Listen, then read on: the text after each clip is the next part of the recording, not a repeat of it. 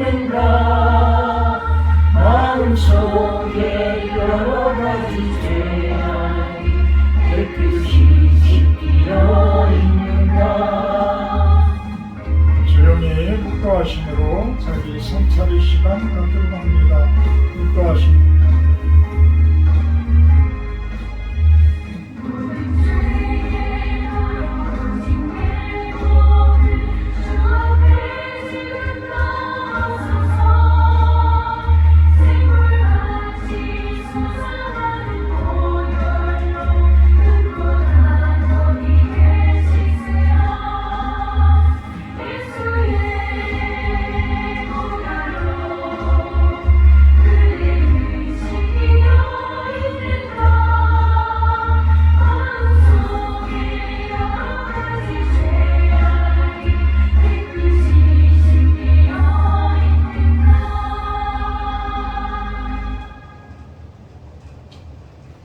복 있는 사람은 악인들의 꾀를 따르지 아니하며 죄인들의 길에 서지 아니하며 오만한 자들의 자리에 앉지 아니하고 오직 여호와의 율법을 즐거워하여 그의 율법을 주야로 묵상하는도다.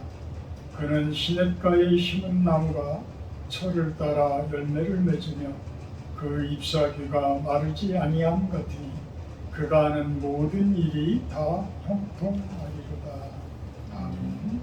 3장으로 찬양을 드립니다.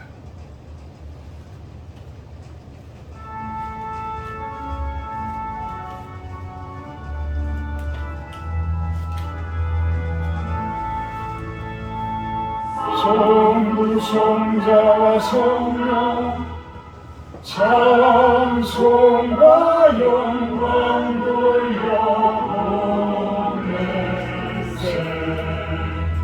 대초로 지금까지 또 영원토록 성삼위께 영광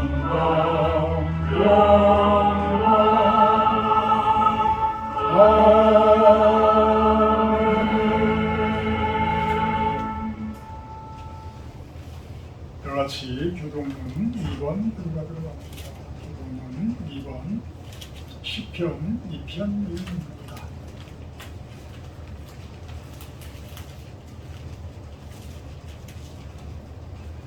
어찌하여 이방 나라들이 분노하며 민족들이 헛된 일을 꾸미는가.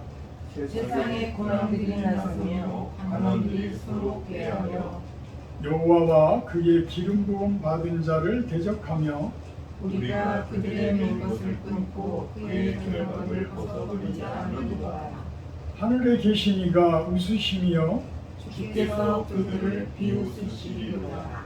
그때 분을 바라며 진노하사 그들을 놀라게 하여 이르시기를 내가 나의 왕을 내 거룩한 산 시온에 세웠다 하시리로다. 내가 여호와의 명령을 전하노라.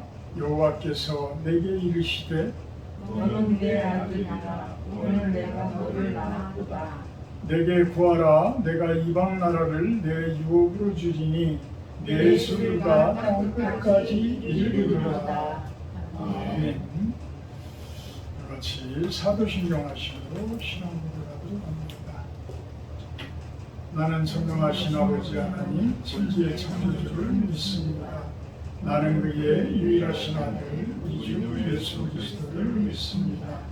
그는 성령으로 동정녀 마리아에서 빌라도에게 고난을 받아 십자가에 못 박혀 죽으시고 장사된 지 사흘 만에 죽어가면서 다시 살아나셨으며 하늘에 오시어 전능하신 아버지 하나님 우편에 앉아 계시다가 거기로부터 살아있는 자와 죽는 자를 심판하러 오십니다. 나는 성령을 믿으며 거룩한 공교회와 성도의 교제와 죄를 용서받는 것과 몸의 부활과 영생을 믿습니다.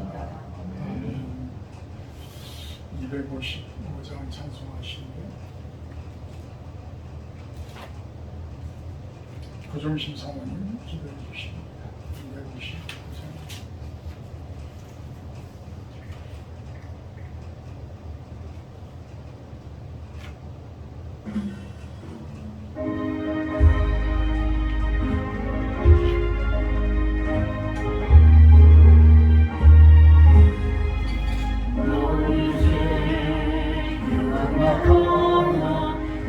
눈과 같이 됐네. 너희 죄 용납하나 눈과 같이 됐네. 죄를 용납하나 이게 되리라. 주홍빛 같은 내 죄 주홍빛 같은 내 죄 눈과 같이 있네. 눈과 같이 있네. 악한 죄 벗으라고 주님 너를 부르네. 악한 죄 벗으라고 주님 너를 부르네. 하나님 크신 사랑 아니옵소라. 악한 죄 벗으라고 악한 죄 벗으라고 주님 너를 부르네. 주님 너를 부르네.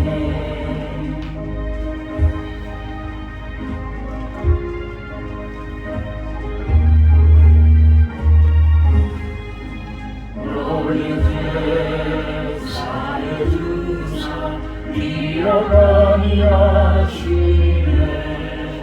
너의 죄 사해 주사 기억 아니하시네. 불쌍한 사람들아 오라 하시네. 너의 죄 사해 주사 너의 죄 사해 주사 기억 아니하시네. 기억 아니하시네.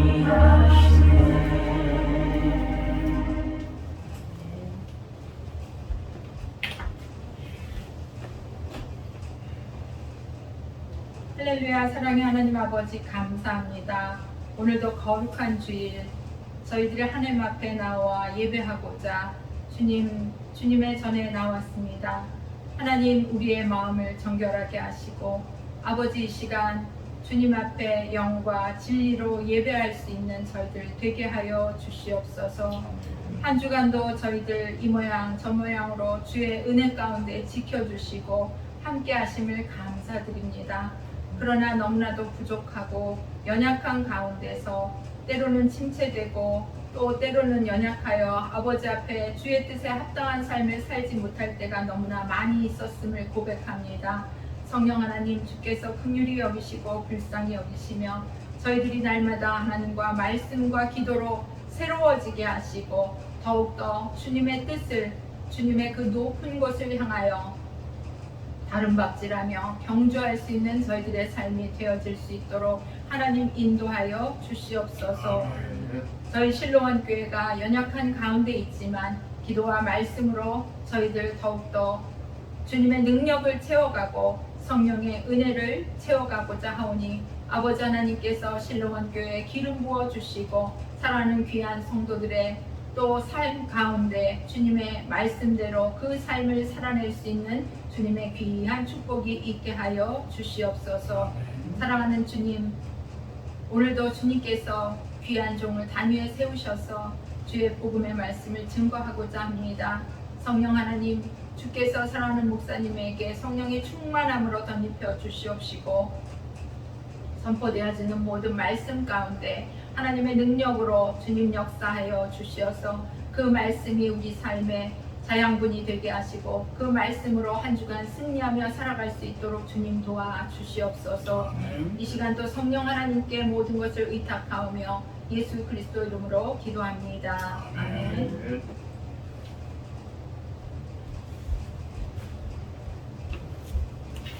감사합니다. 오늘 말씀은 예레미야 4장 1절에서 4절 말씀입니다. 예레미야서 4장 1절에서 4절 말씀입니다.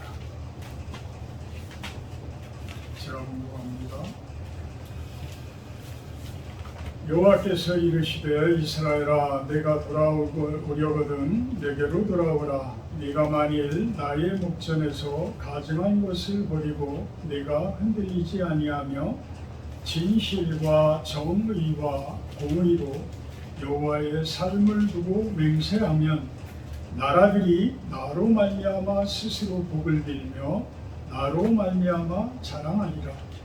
여호와께서 유다와 예루살렘 사람에게 이와 같이 이르노라. 너희 묵은 땅을 갈고 가시덤불에 파종하지 말라. 유다인과 예루살렘 주민들아 너희는 스스로 할례를 행하여 너희 마음 가죽을 베고 나 여호와께 속하라. 그리하지 아니하면 너희 악행으로 말미암아 나의 분노가 불같이 일어나 사르리니 그것을 끌 자가 없으리라. 아멘. 오늘 말씀 제목은 마음 가죽을 베라. 마음 가죽을 베라. 이 뜻은 무엇이냐면 마음의 할례를 행하라. 마음의 할례를 행하라. 할례라는 것은 여러분들이 성경 안에서도 많이 들어보셨을 거예요. 아브라함에 의해서 생겨난 그런 예식인데 아이가 태어나면 8일 만에 날카로운 돌을 통해서 지금으로 이야기하면 포경 수술을 하는 거예요. 그걸 떼어내는 그런 의식인데 이것은 이스라엘 민족에게는 아주 큰 의미가 있습니다. 그 큰 의미는 첫째는 무엇이냐면 우리들은 할례 받은 사람들이다. 할례 받은 사람들이다라는 그러한 표시예요. 표징이에요. 그러니까 하나님께서 우리들을 선택한 그런 선민이다. 선택되어진 민족으로서의 계약의 표징이다. 이렇게 볼 수가 있고요. 이것이 이제 신학 시대로 들어오면서 너무나 형식적인 부분으로 치우쳐지게 되어지니까 오늘 말씀에도 예레미야의 선지자의 입을 통해서 나온 이야기지만 겉모습만 뻔질하게 성도의 모습으로 살지 말아라. 진정으로 이제는 마음을 찢어라. 마음을 찢어라. 그냥 고피만 베어내는 그러한 모습이 아니라 진짜 마음속 깊이 내가 하지 못하는 그 무엇을 이제는 잘라내라. 베어내라. 얼마나 아프겠어요. 그렇지만 베어내라. 베어내야지만 된다. 그러한 마음의 안리를 이야기를 합니다. 자, 오늘 1절을 보게 되면 여호와께서 이르시되 이스라엘아 내가 돌아오려거든 내게로 돌아오라. 구약 성경에 보게 되면 이스라엘아 내 말을 들어라 내 말을 들어라 이런 표현들이 곳곳에 나와요. 그래서 이게 히브리어로 그대로 이야기를 하면 쉐마 이스라엘이라는 뜻이에요. 쉐마 이스라엘. 이스라엘아 들으라. 제발 좀 내 말 좀 들어라. 제발 좀. 얼마나 안 들으면 똑같아요. 우리 사람들이 똑같아. 얼마나 말을 안 들으면 제발 좀 내 말을 들어라. 쉐마 이스라엘. 쉐마 이스라엘. 쉐마. 그러면서 내게로 돌아와라. 망쳐들린 이스라엘 유다죠. 지금은 망쳐들린 유다가 이제 586년이 되면 바벨론에 의해서 철저히 이제는 무너지고 다 포로로 잡혀가고 남는 사람이 거의 문열이들만 남는 그런 모습에 되어져요. 그래서 똑똑한 사람들은 다 끌어다가 자기네들 나라의 종으로 삼든지 아니면 변방으로 보내든지 이런 모습입니다. 우리가 러시아 선교를 하지만 아주 가까이 요 위에 블라디보스톡만 올라가더라도 그곳 시골 곳곳에를 가봐도 다 백인들, 다 백인들, 거의가 백인들. 옛날에 우리 민족들이 그곳에 살았고 중국 사람들이 그곳에 넘어가서 살고 이랬던 곳인데 옛날 뭐 부여 어떤 고구려 그 위에 뭐 돌궐 뭐 이런 역사책에 이야기하는 그 사람들이 있었던 곳인데 지금은 그 시골 곳곳에 가더라도 다 백인들이 그곳에 있어요. 1938년도인가요? 스탈린이 이곳에 있는 동양계 사람들을 특히 우리 민족들이 제일 많이 끌려갔죠. 지금의 이제 우즈베키스탄, 카자흐스탄 그쪽으로다가 다 그들을 끌어다가 그쪽으로 보내버리고 러시아 저쪽에서 뭐 밑보인다든지 아니면은 나라에 반기를 든다든지 뭐 이런 사람들을 이 시베리아를 넘어서 이쪽으로 재워버린가요? 그 수술에 보면 그런 내용이 나오죠. 시베리아 이 극지적인 이쪽으로다가 이들을 보내버리는 거예요.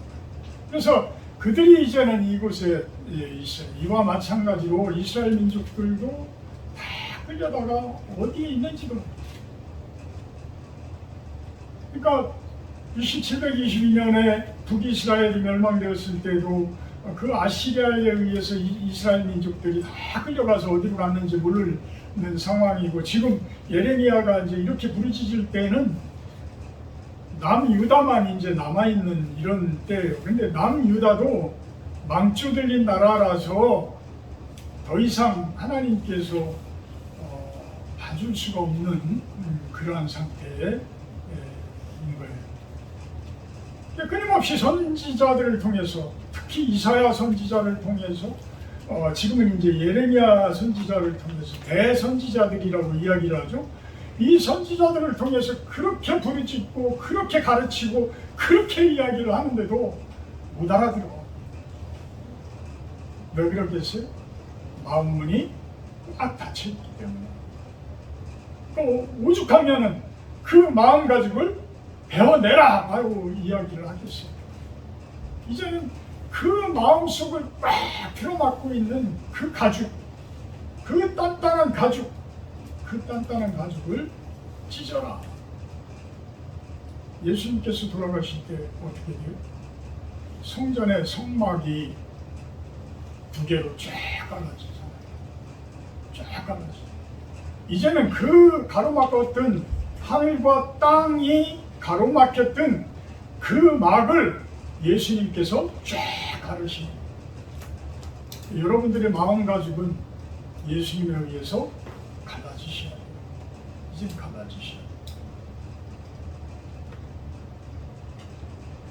네가 만일 나의 목전에서 가증한 것들을 버리고 가증한 것들이 무엇일까? 성경에서는 제일 많이 이야기하는 것들이 우상들이에요. 우상. 무슨 아세라상이라든지 어떤 밀곰이라든지 몰렉이라든지 이러한 가나안 땅의 토속 신앙들 그것들을 사실은 신도 아니잖아요. 사람에 의해서 만들어진 목상이고 아무것도 아닌 돌덩어리고 이런 모습이에요. 근데 그곳에서 못된 어찌 보면 그들의 제사장들의 노름에 놀아나서 심지어는 자기 자식까지도 바쳐 자기 자식들까지도 불을 풍부하게 만들었어. 근데 이게 가나안 민족만 그렇게 했으면 다행인데 이스라엘 사람들까지도 그런 일을 했다라는 거예요. 왜 그러겠어요? 하나님을 모르기 때문에, 하나님을 못 받아들이기 때문에. 일반 백성들이 하나님을 안 받아들인 그 원인도 있지만 일반 백성들이 그 하나님을 받아들이도록 할 수 있는 그 지도자들이, 종교 지도자들이 그것을 가로막았을 수도 있는 거예요. 가로막을 수가 있어요. 그래서 심지어는 맹인이 맹인을 인도할 수 있느냐라고 혼내기도 하시잖아요. 이렇게 잘못되어진 지도자들이 잘못된 것을 가르쳐. 이 나라가 망하려면 이런 모습들이 되어지는 거예요. 그래서 모든 일들이 트러블이 생겨. 형통해야 되는데 모든 일들이 형통하게 굴러가야 돼. 모든 일들이 잘 굴러가야 돼. 이게 인생이에요. 이게 인생이에요. 우리가 바라는 것들이 무엇이겠어요? 우리가 믿음을 갖는 이유들이 무엇이겠어요? 우리가 살아가는데 우리가 이렇게 나와서 예배하고 하는 일들이 무엇이겠어요? 물론 구원이라는 큰 문제가 있지만 저는 그거보다는 우선은 우리의 삶이 중요하다라고 저는 생각합니다. 우리의 삶을 잘 살아야지 나중에 하나님께서의 그 삶도 있는 것이지, 연결되어지는 것이지, 우리 삶을 엉망으로 살고 나중에 가서 하나님을 배신한다? 그러면 구원 받을 수 있나요? 지금은 아주 좋은 것 같아. 믿음이 좋은 것 같아. 누가 봐도 구원 받을 수 있는 사람이고 저분은 돌아가시면 다 천당에 갈 것 같아. 근데 나중에 가서 가룟 유다와 같이 배신을 떼버려서 어떻게 되겠어요? 못 가는 거잖아요. 저는 현실이 중요하다라고 저는 생각을 해요. 현실이 중요하다. 지금 삶이 중요하다. 지금 삶을 개혁을 해야 된다. 지금 당장의 삶들을 개혁해 나가야 된다. 그것이 바로 천국과 연결되어지는 것이고 나중 사후세계와 연결되어지는 것이고 영생과 연결되어지는 것이고 모든 형통함과 연결되어지는 것이지 내 삶을 던져버리고 그것만을 바라고 살아가는 것은 직무유기다. 저는 그렇게 봐요. 그래서 이 가증한 것들이라는 것은 꼭 우상들, 귀신들, 뭐 각종 우리들의 욕심들 뭐 이런 것들로만 이야기할 수도 있지만 저는 두 가지를 이야기하면 안일함과 하고제비. 안일함도 우상이라고 저는 생각을 해요. 안일함이라는 건 뭐예요? 내가 무엇인가를 하지를 않고 그냥 평강만을 바래. 제가 그런 생각도 해봤어요. 자, 우리가 수능을 얘기를 한다 그러면 수능 100점을 기도만 해서 얻을 수가 있다라고 한다 그러면 누구나가 기도만 해서 수능 100점을 더 받지? 근데 하나님이 그것을 기뻐할 일들인가요? 그런 것들이? 해야 할 일들은 본인 스스로 열심히 해야 할 것들은 안 하면서 그냥 하늘에서 뚝 떨어지기를 바라는 이러한 기도? 그건 아니라고 봐요. 이런 것이 바로 안일함이다. 안일함이다. 안일함은 어떤 게으름과도 연결이 되어야지. 그래서 이 안일함이라는 이것은 평강과는 달라요. 평강과는 달라요.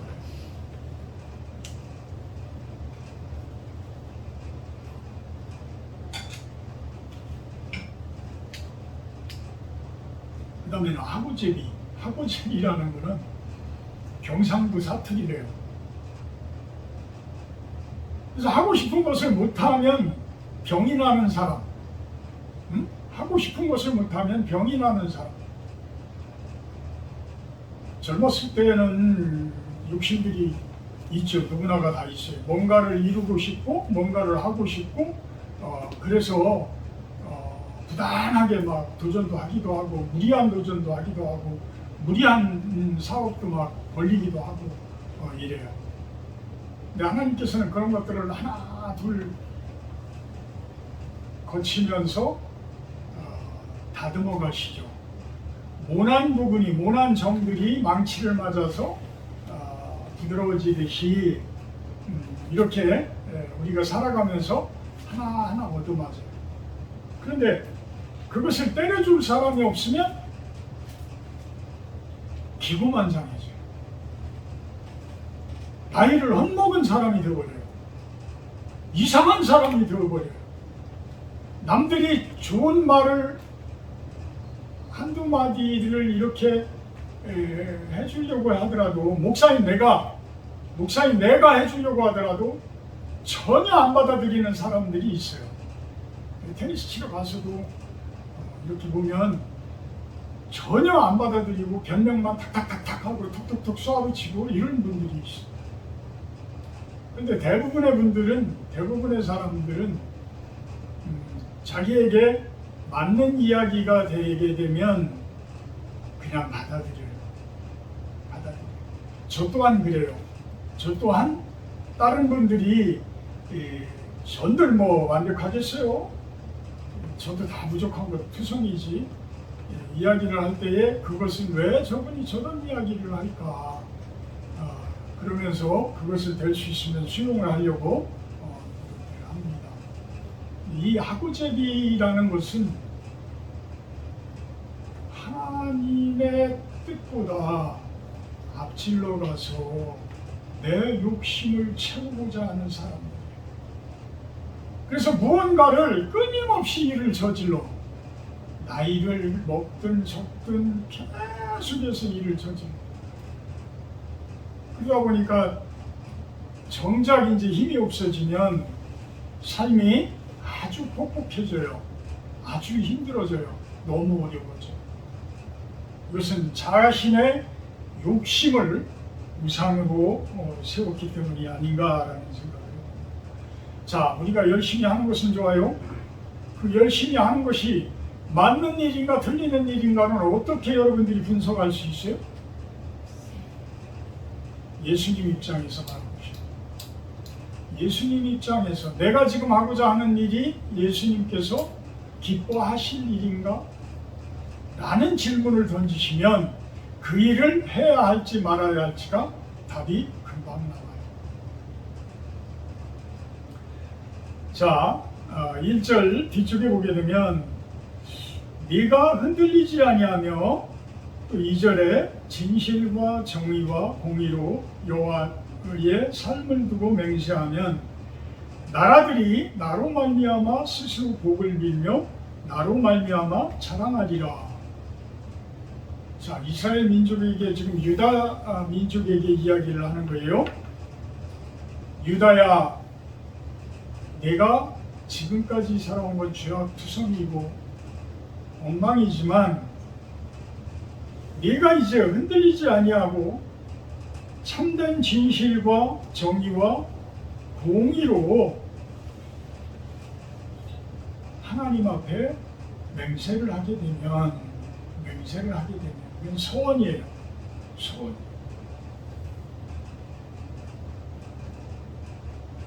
이 뜻은 회개가 아니면 다가갈 수 없는 그러한 영역이에요. 내가 회개하지 않으면 절대로 그곳에 다가설 수 없는 거예요.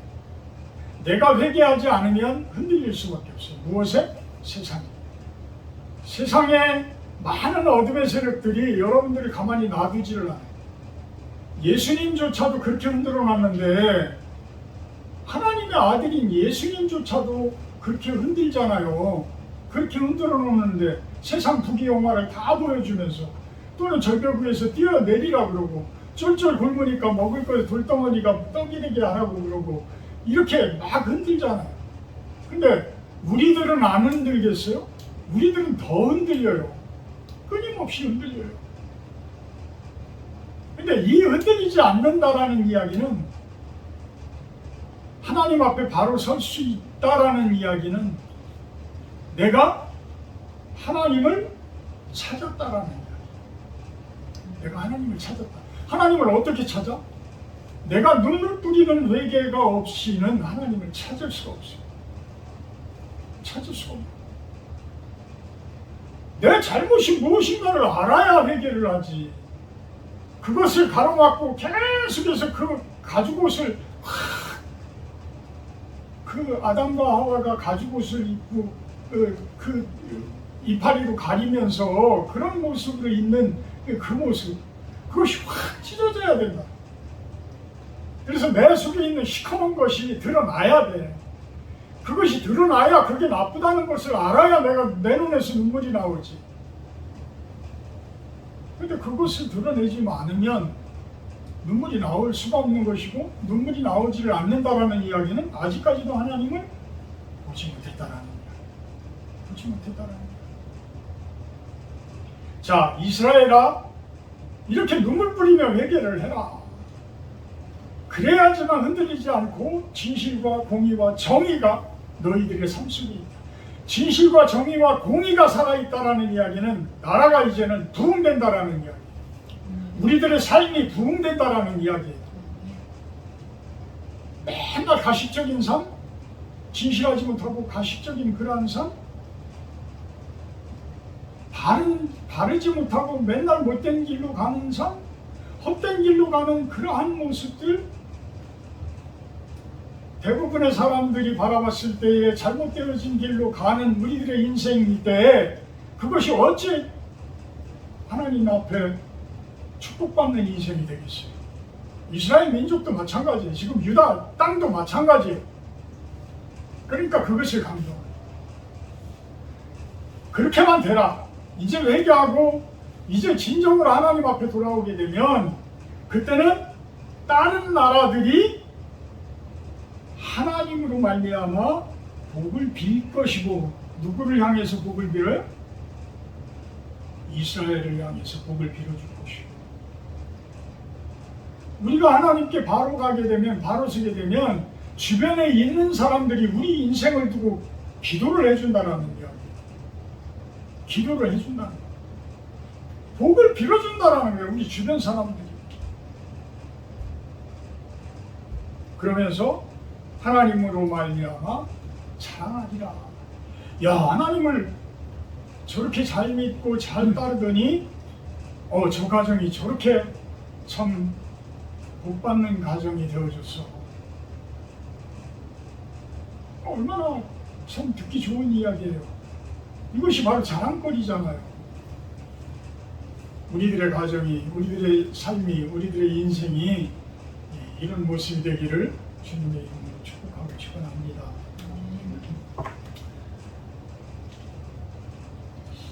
창세기 12장 2절에서 3절 말씀을 보면, 이게 이제 아브라함에게 주신 하나님의 축복의 말씀이잖아요. 아주 유명한 그 말씀이에요. 1절에서 3절로 보면, 하나님께서, 여호와께서 아브라함에게 너는 너의 고향 친척과 아버지의 집을 떠나 내가 네게 보여줄 집으로, 땅으로 가라. 내가 너로 큰 민족을 이루고 네게 복을 주어 내 이름을 창대하게 하리니 너는 복이 될지라. 너를 축복하는 자에게는 내가 복을 내리고 너를 저주하는 자에게는 내가 저주하리니 땅의 모든 족속이 너로 말미암아 복을 얻을 것이라 하신지라. 이 대목이 지금 오늘 본문과 맞아 들어가는 그런. 자, 아브라함아, 지금까지의 우상 덩어리인 너희 친척과 아버지의 그 집을 떠나라. 친척과 고향과 친척과 아버지의 집을 떠나라. 지금까지 살아왔던 그 모든 습관과 잘못되어진 그러한 생활들, 이제는 떠날 때가 되었다. 떠날 때가 되었다. 그것을 떠나고 어디로 가라? 내가 너에게 지시할 땅으로 가라. 이 지시할 땅은 성경에서는 가나안 땅을 이야기하지만, 이것은 우리 삶 속에 있는 하나님 나라인 거예요. 우리 생활 속에 있는 하나님 나라인 거예요. 그 땅을 향해서 가라라는 거예요. 여러분들은 다들 이제는 50이 넘었어요. 사실 살아온 날보다는 이제는 죽을 날이 가까워요. 자, 이제는 진짜 의미 있는 삶을 살아봐야 되지 않겠어요? 이제는 진짜 의미 있는. 무엇이 가장 의미 있을까? 돈만 잔뜩 번다고 해서 그것이 의미가 있는 게 아니잖아요. TV에서 유명한 연예인이 돼가지고 그것이 끝이 아니잖아요. 그분들을 보게 되면 어떤 성경에서 이야기하는 참된 그 지시하는 땅, 그 가나안 땅, 그곳을 찾지 못한 분들은 그 좋은 명예를 얻고도 그 많은 돈을 가지고서도 자살이라는 방법을 택하기도 해요. 그만큼 삶의 의미를 모르는 거예요. 물론 그분들이 전도를 안 받아봤겠어요? 그분들이 성경 한 번 안 받겠어요? 근데 왜 못 가겠어요? 왜 못 가겠어요? 제대로 알지 못하니까. 제대로 마음가짐을 찢지 못하니까 못 가는 거라고 저는 생각해요. 그 마음가짐이 찢겨져야 가나안 땅이 제대로 보이기 시작을 하는데 그 마음가짐이 찢겨지질 않으니까 모르니까 못 가는 거야. 그냥 내 삶이 다인 줄 알아. 그냥 그것이 끝인 줄 알아. 이렇게 살면 뭐해? 뭔 재미가 있어? 그래서 쉽게 목숨도 끊어버려. 돌아가신 분이시지만 참 안타까운 최진실 같으신 분. 그 얼마나 유명하신 분이고 얼마나 참 이쁘고 그러신 분이 너무 안타까운 거야. 그런 분들이 진정으로 하나님을 알고 참된 가나안 땅이라는 부분들을 알았다라면 하늘의 복을 받았을 텐데. 하나님의 복을 받았어요. 여러분들은 그 땅을 들어가셔서 아브라함에게 하나님께서 약속하신 그 복의 근원이 된다라고 이야기를 하잖아요. 복의 근원이 돼. 너는 복이 될지다. 복덩어리야. 그래서 우리를 받아들이는 분들은 복을 받게 되어지는 것이고 우리를 저주하는 사람들은 오히려 그들이 저주를 받게 되어지는 그런 모습이 된다라는 거예요. 여러분들은 참된 믿음을 가지면 복덩어리가 되는 거예요. 복덩어리가 되는 거예요. 여러분들 가정의 복덩어리가 돼. 여러분들 인생 속에 복덩어리가 돼. 그래서 하나님께서 복을 잔뜩 주시니까 복이 되어지는 거예요. 그래서 여러분들을 통해서 여러분들의 가정이 복을 받는다니까. 여러분들 주변 사람들이 복을 받아요. 친척, 친지들, 여러분 주변 분들이 복을 받아요. 어제 벌초를 하고 회인이라는 곳에 가서 벌초를 하고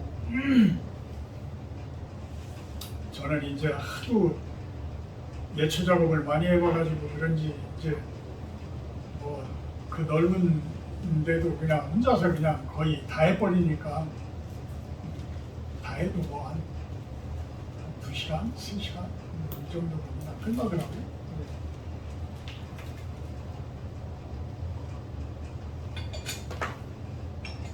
끝나고 회인에서 다시 신탄진으로 넘어와서 그래도 한 분 살아계신 이모님 댁에 들러서 기도도 해드리고 이러고 오게 되는데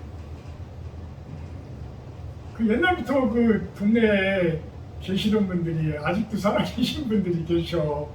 그 아주머니들이 그냥 내 손을 꼭 붙들고 안 와. 나는 놓고 싶은데 안 와. 내가 목사인 줄 아시겠죠? 이모니 뭐 얘기하셨으니까 다 아시겠지. 근데 그런 걸 느껴요. 옛날에 그 동네를 갔을 때의 모습과 지금 내가 갔을 때의 모습은 확연히 틀리다. 확연히 틀리다. 지금은 이렇게 손을 꼭 잡고 이렇게 반가워해 줄 수 있는 그런 어르신들이 있다.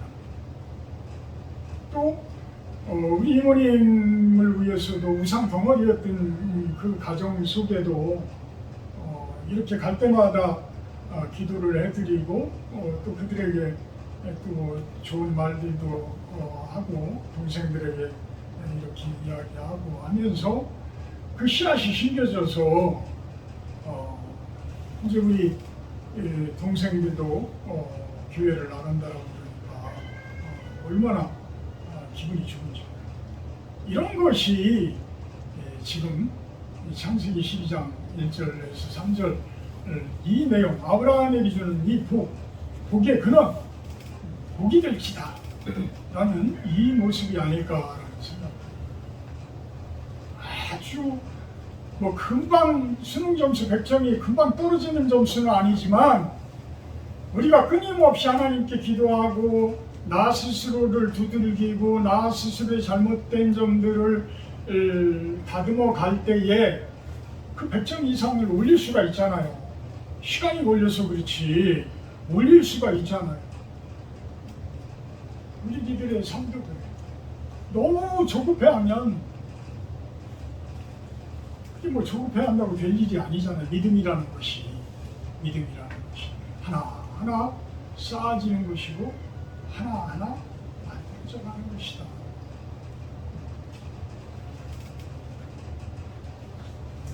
자, 3절에 보게 되면 여호와께서 유다와 예루살렘 사람에게 이와 같이 이르노라 너희 묵은 땅을 갈고 가시덤불에 파종하지 말아라. 똑같은 거예요. 묵은 땅을 갈아라. 갈아엎어라. 갈아엎지 않고 파종을 하게 되면 그 씨가 나와요? 안 나와요. 반드시 갈아엎어야 돼.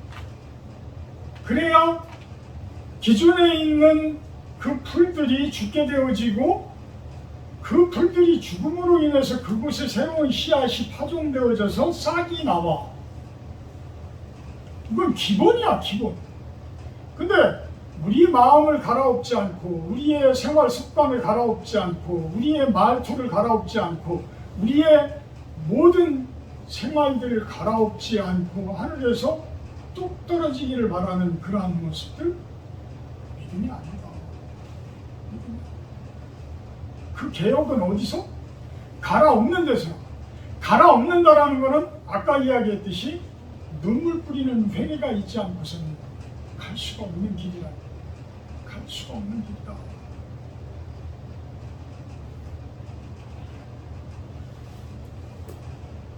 가시덤불이라는 것은 이미 여러분들이 세상 속에 살면서 여러 가지 잘못되어진 습관들, 여러 가지 욕심들, 여러 가지 목표들 이런 것들이 다 심겨져 있어요. 이미.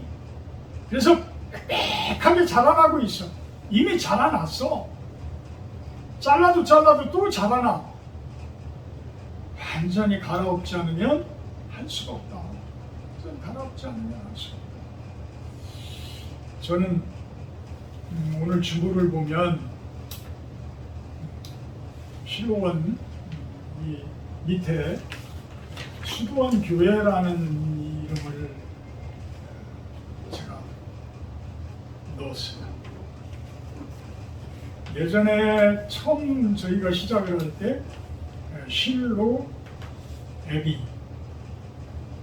실로 수도원이었어요. 근데 그것을 중간에 실로 그라운드로 그냥 동산으로 그것을 바꿨었는데 다시 이제 한글로 수도원 교회 끊임없이 기도를 하면서 저도 이렇게까지 다시 왔죠. 이 수도원 교회 우리는 이제 수도교회라고 표현을, 개신교 수도교회라고 표현을 했었죠.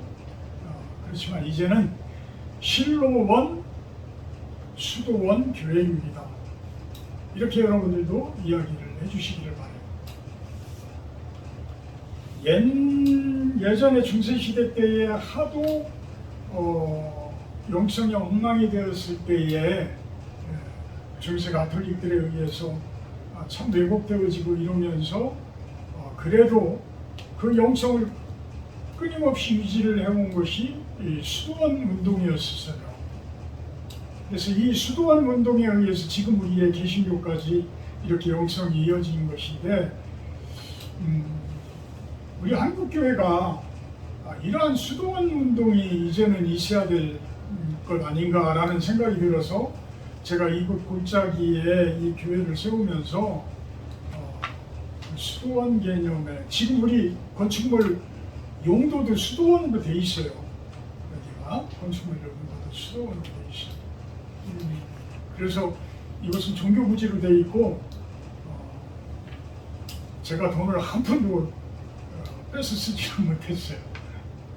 건물을 짓는데도 뭐 돈이 필요하고 했었어도 일반 건축물이었다면 벌써 아마 용접받아가지고 쓰지 않았을까라는 생각입니다. 그만큼 우리 이곳 실로원은 수도원이다. 개신교 수도원이다. 이 개신교 수도원은 뭐예요? 중세시대의 수도원들은 수도사들이 수도원에 꼭 박혀가지고 그곳에서 절에 있는 스님들과 마찬가지로 꼼짝 못하면서 그곳에서 수도 생활을 했었어요. 수도라는 것이 무엇일까요? 이거는 도를 닦는 거예요. 도는 무슨 도예요? 길도예요. 하늘을 향한 길을 닦는 거예요.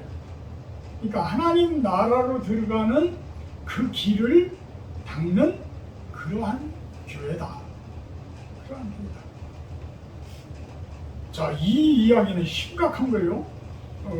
의미심장한 이야기예요. 제가 수도원으로 이곳을 세울 때는 내가 수도사가 되겠다라는 뜻이었어요.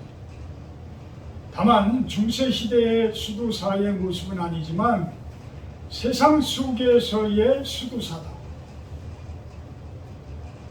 세상 속의 수도사하고 중세시대의 수도사는 무엇이 틀릴까요? 우리는 세상 가운데의 교회를 세우고 세상 가운데에서 하나님의 길을, 하나님 나라의 길을 터가는 사람들이다. 어떤 게 더 쉽겠어요? 세상 구별되어진 곳에서 하나님을 찾는 게 훨씬 더 수월하겠죠. 세상 속에 시큼한 것들이 득실득실하는 곳에서 그 구별되어진 모습으로 수도하고 구별되어진 모습으로 가려면 그게 쉽겠어요? 보통 영성으로 가야 되겠어요. 그만큼 어렵다. 여러분들도 이제는 우리 실원교회 성도님들이라면 적어도 이제는 우리도 수도사다.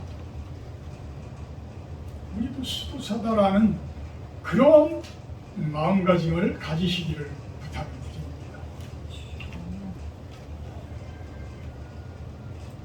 세상 속에서 그렇다고 할 일을 하지 말라는 이야기 아니잖아요.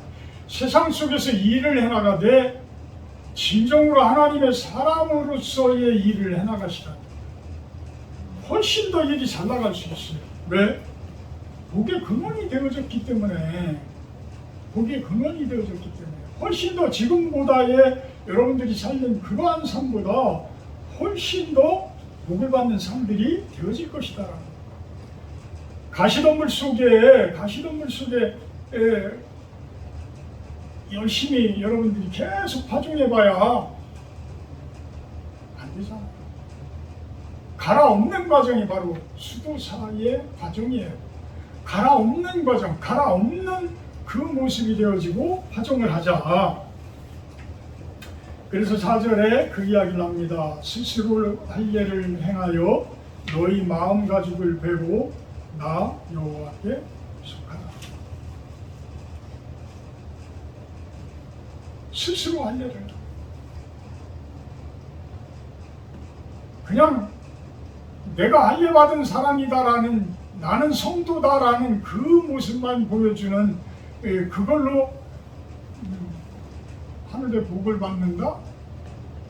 아니라고 분명히 예수님께서는 이야기를 하시잖아요. 그거는 육체적인 표식은, 육체적인 할례의 표식은 아무 의미가 없다. 이것 때문에 사도 바울과 솔직히 유대 크리스찬들하고의 큰 알력이 있었어요. 근데 그 할례에 대해서 이제는 더 이상 묻지 않겠다라는 예루살렘 공회에서의 결정이 나오게 되죠. 그래서 더 이상은 이제는 우리가 할례를 받을 필요가 없는 거. 그렇지만 마음의 할례는 필요하다. 마음의 할례, 마음 가죽을 베고 그 마음 가죽을 베어야지만 여호와께 속할 수가 있다. 나 여호와께 속하라.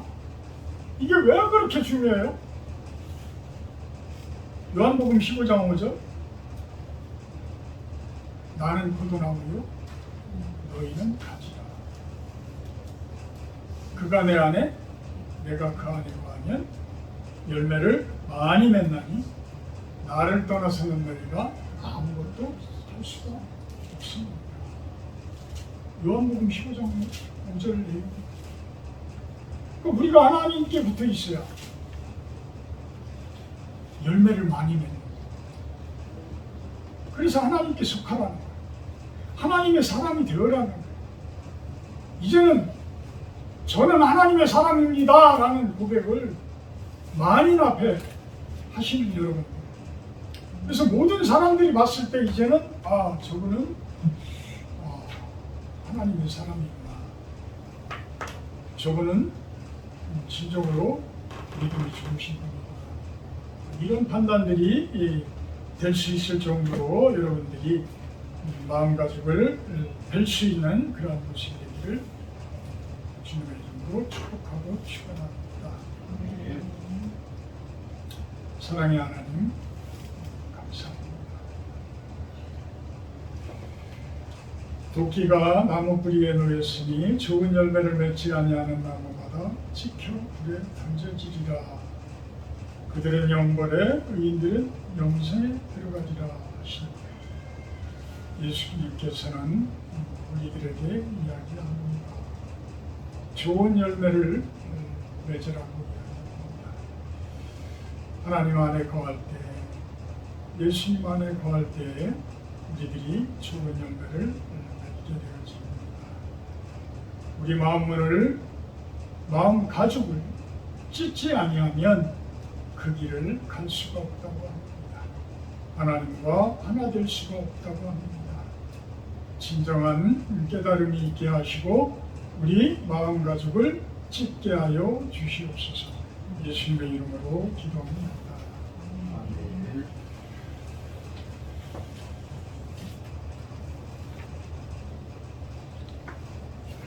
50장 1절 하며 공헌하도록 합니다.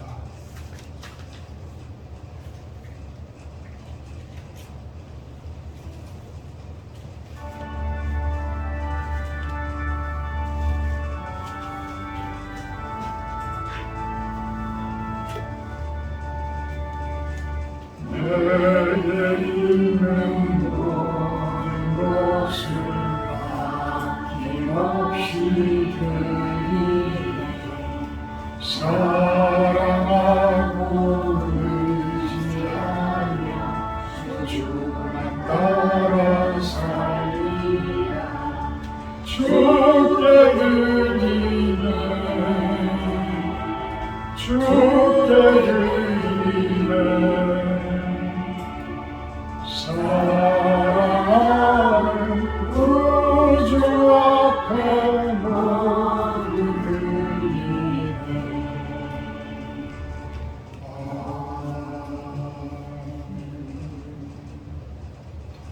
하나님, 거저하지 않고 손에 담아 마음을 담아 주님께 올려드립니다. 주님이 뜻하고 바라는 이 땅 가운데 가나안 땅 세워가는 곳에 사용되어지게 하여 주시옵소서. 또한 그분들 손길 축복하셔서 그분들이 하는 기도 들어주시고 그들에게 하늘의 복을 넘치도록 부어주시기를 소망합니다. 복의 근원이 되도록 주님께서 이끌어 주시옵소서. 예수님의 이름으로 기도합니다. 아멘.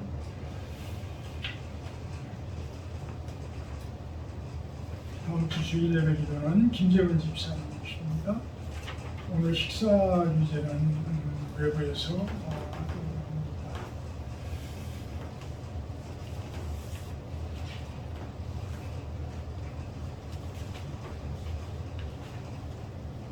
아까 수도원 운동에 대해서 제가 잠깐 말씀을 드렸지만 지금까지 성경 통독을 해주시는 것 잘 참석해 주셔서 너무 감사드리고 손석 집사님 같은 경우에는 아주 양이 이제 상당히 많이 이것이 감사드리고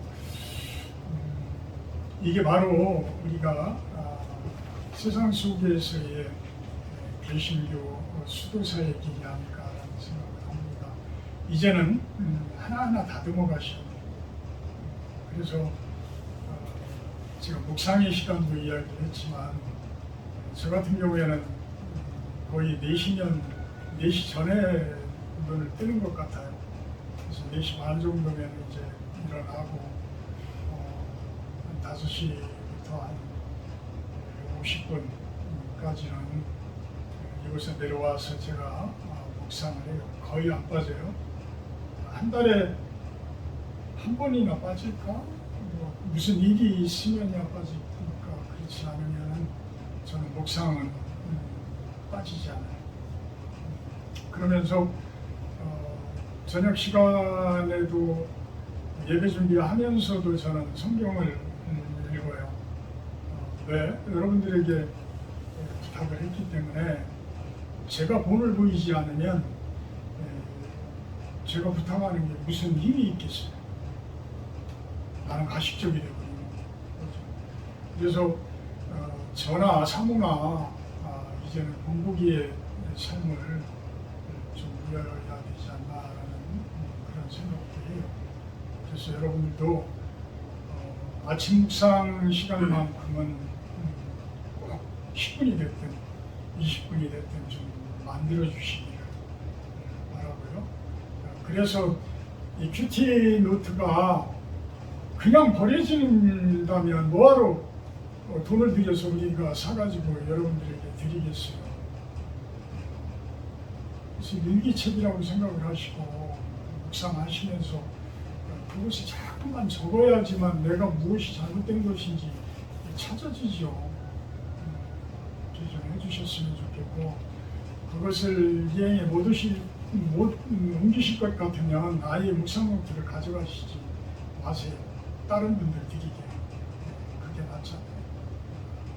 해주시기를 바랍니다. 찬송가 256장 마시는 뒤에 축도를 마치도록 합니다.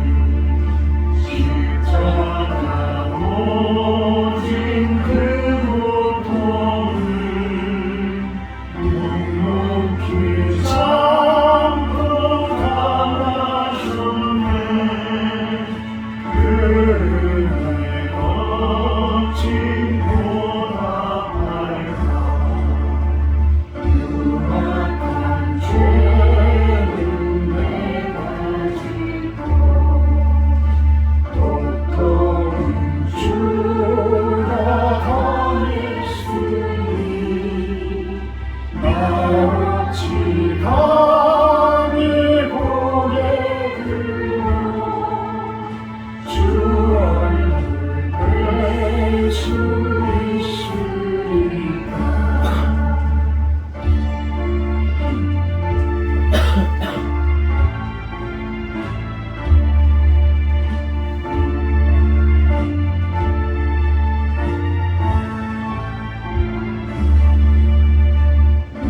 물로 주께 아뢰니까. 그 피로 일몽사셨으니 충성된 종이 되게 하사 주 위에 살게 하옵소서.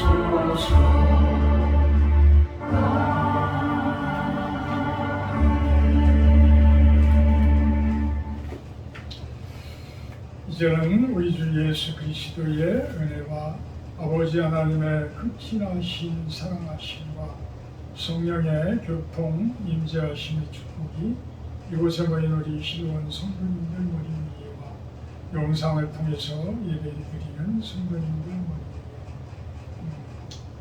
위에 온 세상 가운데에 참된 가나안 땅이 생겨지기를 바라는 이 세상 가운데 모든 주님의 백성들 모임 위에 영원토록 함께하기를 간절히 축원하옵나이다.